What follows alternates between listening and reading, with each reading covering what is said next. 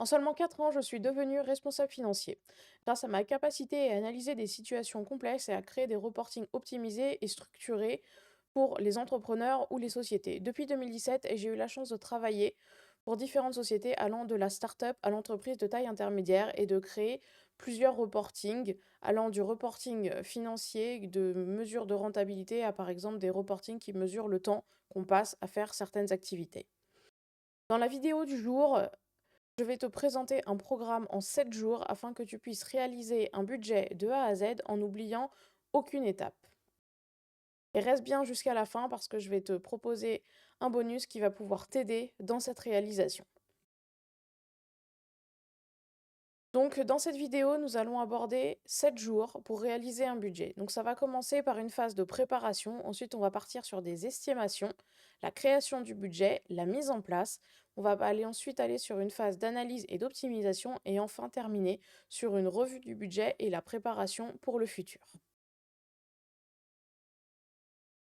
Donc si tu me découvres, moi c'est Charlie, j'ai 27 ans et je suis responsable financier. Ça fait 8 ans que je suis dans la finance d'entreprise. Je gère également une SI familiale et je suis trésorière d'une association pour le côté un peu fun.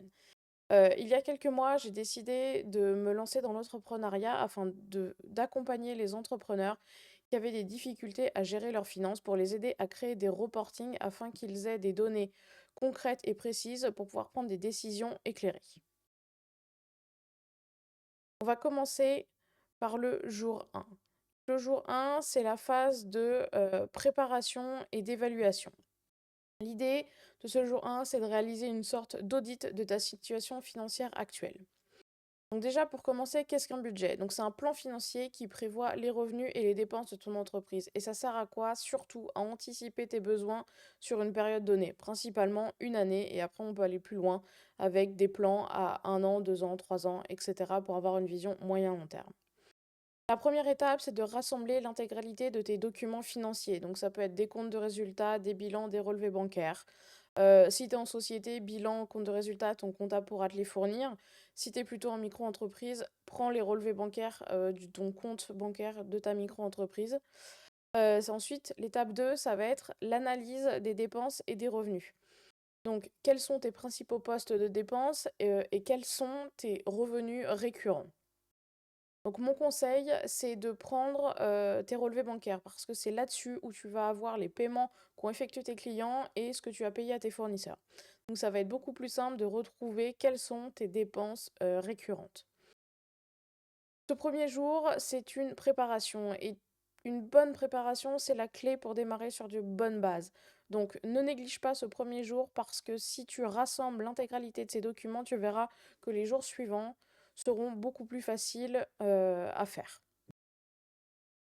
On passe ensuite au jour numéro 2.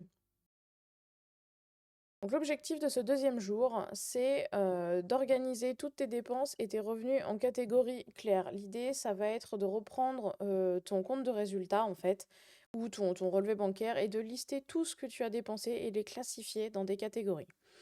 Donc pour simplifier ça, donc pour les dépenses, on a deux catégories. Donc les dépenses fixes et des dépenses variables. Fixe, c'est tout ce qui est coût que tu dois absolument payer chaque mois. Donc si tu as un local, ça peut être un loyer. Si tu es en société, ça peut être un salaire avec les charges associées. Ça peut être des abonnements, ça peut être l'eau, l'électricité, les assurances, etc. Les charges variables, donc c'est des coûts qui fluctuent en fonction de ton activité. Donc ça, par exemple, ça peut être des coûts de publicité comme du Google Ads. Ça peut aussi être de l'achat de matériel ou de l'achat de marchandises si tu es en achat-revente de marchandises. Par exemple, pour un micro-entrepreneur, l'URSSAF, ça va être une charge variable car elle est payée en fonction du chiffre d'affaires. Donc, elle est variable en fonction de ce que tu gagnes tous les mois. Ensuite, sur les sources de revenus, donc tu vas identifier deux types de sources de revenus qui sont les sources de revenus principales, qui vont par exemple être la prestation de services ou la vente de marchandises, c'est ce qui te rapporte le plus de chiffre d'affaires dans ton année ou dans ton mois. Et ensuite, tu as les sources de revenus qui sont dites secondaires. Donc, par exemple, ça peut être de la commission d'affiliation ou des partenariats si tu as fait des partenariats avec certains prestataires qui t'ont demandé voilà, de mettre en avant un produit ou autre. Donc mon conseil là-dessus, c'est de prendre un tableur en fait et de pouvoir lister dans un premier temps. Fais pas de choses très structurées, juste tu listes entre tes charges fixes, variables et tes revenus.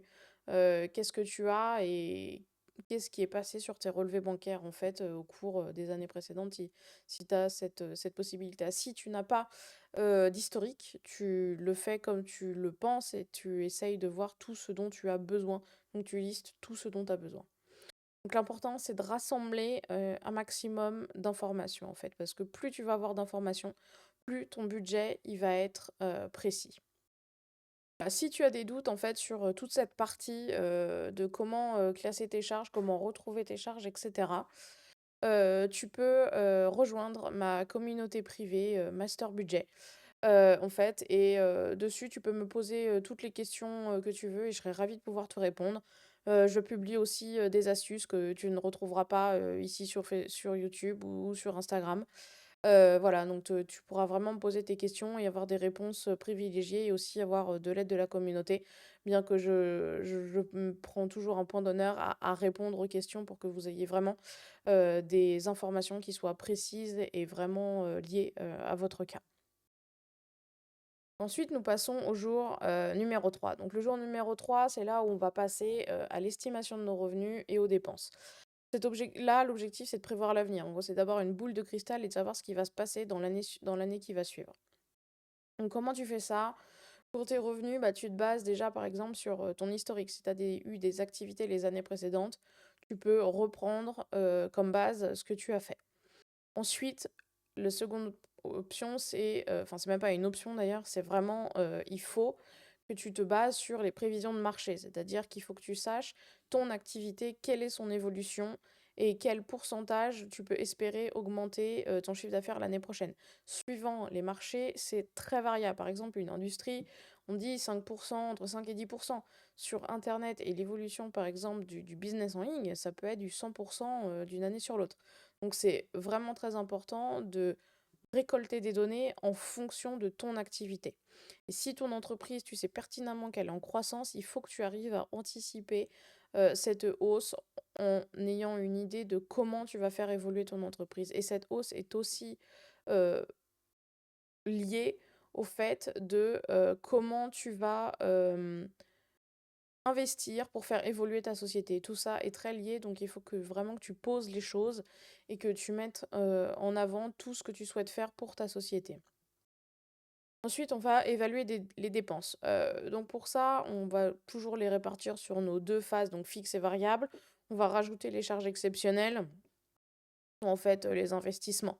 Si tu es en société, ils sont un peu traités différemment avec ils sont comptabilisés sur de l'amortissement linéaire, par exemple. Donc, tu vas pas avoir ton coût qui va être pris sur une année, mais il va peut-être être séparé en 5 ans. Mais ça, c'est ton comptable qui gère. Mais voilà, ça te permet d'avoir une bonne visualisation. Donc, dans les charges fixes, en fait, c'est si tu produis rien, ces charges-là, tu vas quand même devoir les supporter. Donc, elles sont hyper importantes. Ensuite, tu as toutes tes charges variables. Donc là, il faut vraiment faire attention. Donc si tes revenus ils augmentent, il y a de fortes chances que tes charges variables elles soient proportionnelles et donc qu'elles augmentent aussi. Par exemple, tu es industriel et plus tu produis, plus tes dépenses d'électricité, bah, pour le coup, ça va être variable. Et il va falloir que tu estimes comment ces charges vont évoluer.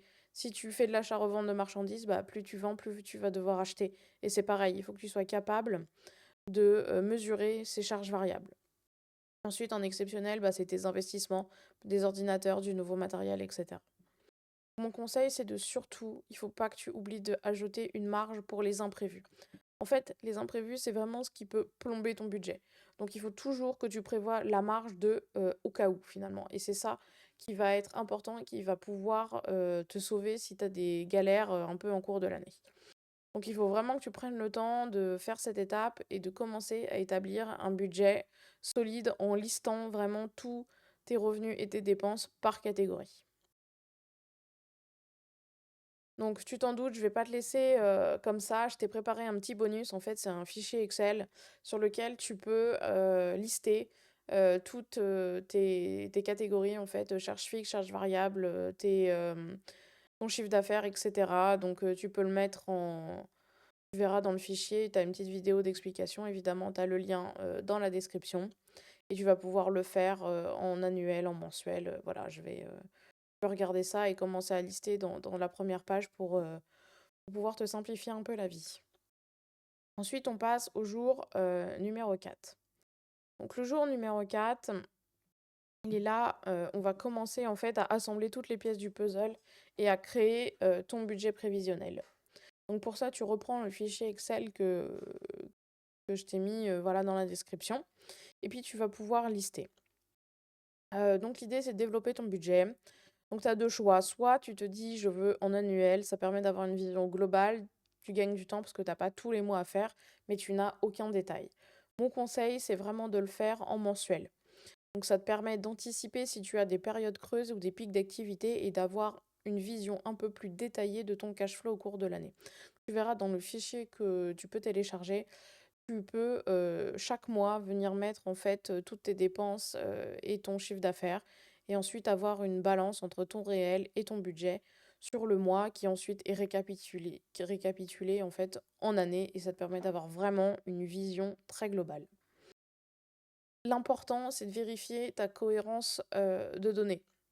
En fait, c'est important de te poser et de bien relire ton budget et de regarder s'il y a des choses qui sont complètement incohérentes, en fait. Reprends si tu as des historiques, par exemple ce que tu as fait les années précédentes, ça va te permettre de voir si tu as vraiment des pics de choses qui sont très différentes. Alors, des fois, ça s'explique parce que tu as de l'augmentation, parce que justement, tu as fait en sorte de pouvoir gérer des pics de croissance ou des choses comme ça. Mais voilà, regarde, si tu as pas des choses qui sont complètement aberrantes, un zéro de trop, ça peut vite aller et du coup, on se rend compte après que ce qu'on a fait, c'est pas très correct. Donc il faut vraiment que tu prennes le temps d'analyser et de peaufiner tout ce que tu as rassemblé comme information sur les jours précédents. On passe ensuite au jour numéro 5. Heu, donc le jour numéro 5, il a pour objectif de mettre en place un suivi régulier. L'idée, c'est de faire un budget, c'est bien, tu vas passer du temps à le faire, mais pour qu'il soit utile, il faut vraiment, que tu le suives, en fait. L'idée, c'est de le suivre, mon conseil en tout cas, toutes les semaines. Parce que, si tu n'as pas beaucoup, enfin, si tu as un certain nombre de mouvements financiers, en fait, sans être dans l'extrême, tu vas pouvoir, toutes les semaines passer une petite heure, une demi heure en fonction de ton nombre de mouvements, pouvoir mettre à jour ton suivi. Si tu as beaucoup d'opérations, si tu te mets à le faire mensuellement, ça va être compliqué parce qu'il va falloir que tu prennes beaucoup plus de temps, pour le faire. Ensuite, pour suivre ça, bah, tu peux utiliser le fichier, que je t'ai fourni et que tu peux télécharger, dans la description avec le lien. Mais par exemple, tu peux aussi te servir, des outils comme Abi, Indie. Voilà, si tu arrives à mettre ton budget et à suivre, avec ces logiciels-là, ça marche aussi très bien. Après, tu peux aussi te servir de ces logiciels et de tes opérations pour les importer dans le fichier et avoir quelque chose qui se fait, plus automatiquement plutôt que de rentrer, des chiffres à la main, toutes les semaines. Mon conseil là-dessus, en fait, c'est que peu importe ce que tu utilises, l'idée, c'est qu'il faut vraiment, que tu suives. Donc que tu le fasses sur du papier, sur un fichier Excel, dans un logiciel. L'important, c'est de vraiment suivre son budget parce que c'est la clé pour un budget réussi. Si tu ne le suis pas, ça ne sert à rien de le faire. Et en fait, c'est ce suivi qui va te permettre de ressortir des informations et de pouvoir analyser, en fait, tes chiffres après et prendre les bonnes décisions. On passe maintenant au jour numéro 6. Là, on passe dans une partie qui est un peu plus complexe, qui est l'analyse et l'optimisation. Donc maintenant que tu as ton budget qui est cohérent, que tu as vérifié, eh ben, l'idée, ça va être d'aller traquer toutes les petites choses que tu vas pouvoir optimiser. Donc la première chose déjà, c'est d'analyser tes écarts. Donc de regarder par exemple l'année dernière, si tu avais fait déjà un budget, eh bien, c'est de voir ce que tu avais fait comme prévision et tes résultats réels et d'identifier pourquoi tu avais des écarts entre les 2. Si c'était des erreurs de prévision, si tu as eu des dépenses imprévues et cetera, pour bien les ajouter dans ton budget pour l'année qui suit. Ensuite, tu vas avoir une partie sur, l'optimisation de tes dépenses. Donc là, l'idée, ça va être de traquer, tout ce qui est superflu. Donc par exemple, abonnement. Donc pour les abonnements, ça peut être très, compliqué à gérer.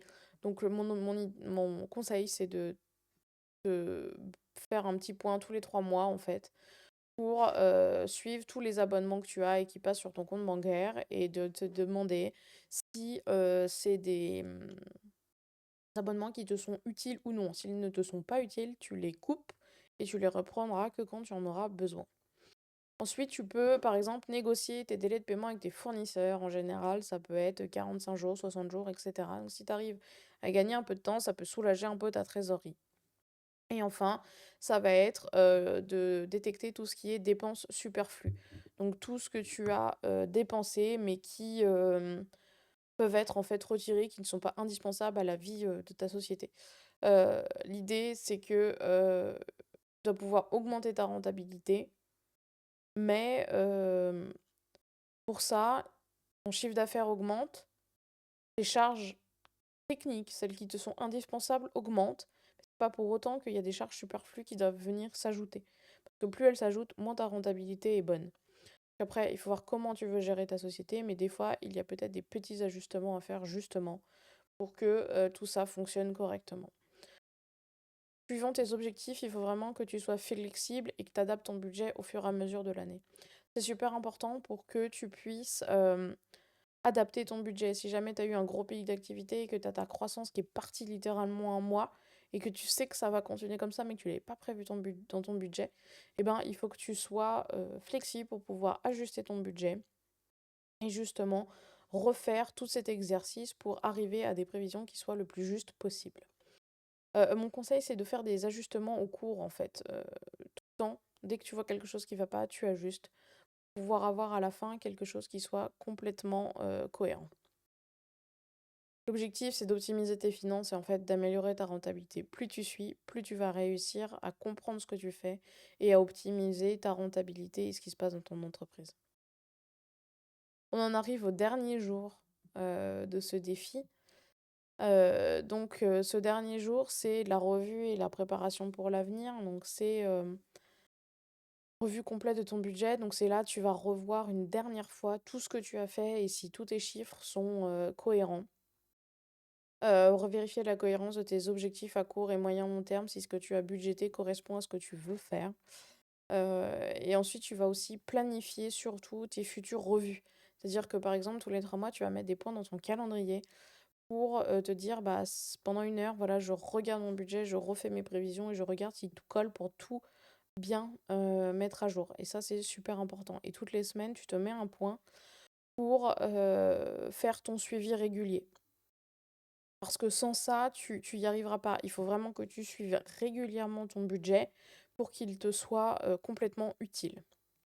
Donc voilà, moi déjà, je tiens à te féliciter parce que du coup, avec ce programme en 7 jours, tu vas pouvoir réussir à créer ton budget de A à Z et avoir des bonnes informations et avoir un budget qui te permet de suivre ton activité. Je te rappelle juste une chose, voilà, tu peux rejoindre ma communauté privée pour toutes les questions que tu as sur ce budget, tu n'hésites pas, tu m'envoies tes questions et moi je te réponds en vocal tout le temps, ou je te réponds par écrit, peu importe, suivant la complexité des choses, mais tu peux me contacter en DM sur Instagram aussi, si c'est des questions un peu plus privées que tu veux pas partager sur la communauté, mais n'hésite pas à nous rejoindre et moi je serais ravie de pouvoir t'aider sur tous ces points-là. Et surtout, tu n'oublies pas, en description, tu as le fichier Excel pour t'aider à créer ton budget. Ce serait bête de passer à côté, ça te simplifie beaucoup la vie. Tu le télécharges, il y a le lien juste en dessous. Si tu as des questions, t'hésites pas. Moi, je te souhaite une bonne fin de journée. À plus, c'était Charlie.